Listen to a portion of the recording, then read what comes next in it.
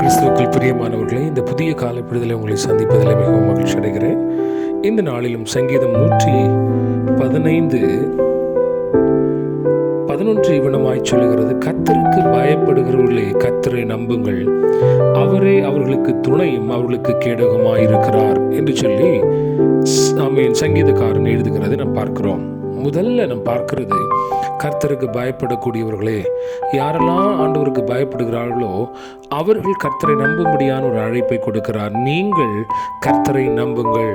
ஏனென்று சொன்னால் அவரே அவர்களுக்கு துணையும், அவர் மாத்திரம்தான் துணையாயிருக்கிறார். யார் கர்த்தருக்கு பயப்பட்டு அவரை நம்புகிறார்களோ, பயப்படுதல் இருக்கிறது என்று சொன்னால் அங்கே கர்த்தரை நம்புகிற நம்பிக்கை வரும்.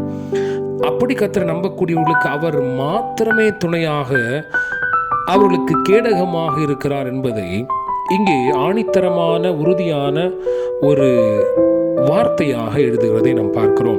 அருமையான தேவனுடைய பிள்ளைகளை, இந்த காலைப்பொழுதில் ஒருவேளை கர்த்தருக்கு பயப்படுகிற பயம் நமக்குள்ளே உங்களுக்குள்ளே இருக்கும் என்று சொன்னால், ஆமென், நீங்கள் கர்த்தரை நம்புகிற நம்பிக்கைக்குள்ளாக அழைக்கிற ஒரு அழைப்பை நாம் பார்க்கிறோம். அது மாத்திரமல்ல, அப்படி நம்பக்கூடியவர்களுக்கு அவர் மாத்திரம் துணையாக இருக்கிறார், கேடகமாக இருக்கிறார். இரண்டு காரியத்தை பார்க்கிறோம்.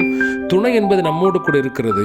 கேடகம் என்பது வெளியிலிருந்து வரக்கூடிய எந்த சூழ்நிலையும் எதிர்கொள்வதற்குரிய கிருபை பெற்றுக்கொள்வது. இரண்டு காரியத்தை ஆண்டவர் என் கூட இருக்கிறார், ஆமென், என்னோடு இருக்கிறார். அதே வேளையில் வெளியிருந்து வரக்கூடிய சூழ்நிலைகளுக்கு அவர் கேடகமாக, மறைவிடமாக, தடுக்கக்கூடியவராக இருக்கிறார். ஆகவே இந்த காலை பொழுதுல ஆமென், ஆண்டவரே, நீரினுடைய நம்பிக்கையாக இருக்கிறேன், நான் உம்மை நம்புகிறேன், நீர் எனக்கு துணையாயிரும். அநேக வேளைகளிலே நான் மனிதனை துணையாக நான் நம்பி இருக்கிறேன், ஆனால் அவன் என்னை கைவிட்டு விட்டு சென்று விட்டான்.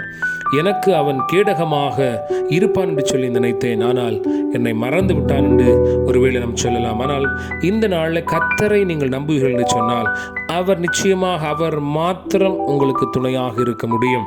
ஆமீன், அவர் கேடகமாக இருக்க முடியும். கிருபையில் ஆண்டவரே, கவனமாக இந்த நாளிலே உம்மை நம்புகிற பொழுது ஆண்டவர், நீர் எங்களுக்கு துணையும் எங்களுடைய கேடகமாக இருக்கிறதற்காய் ஸ்தோத்திரம்.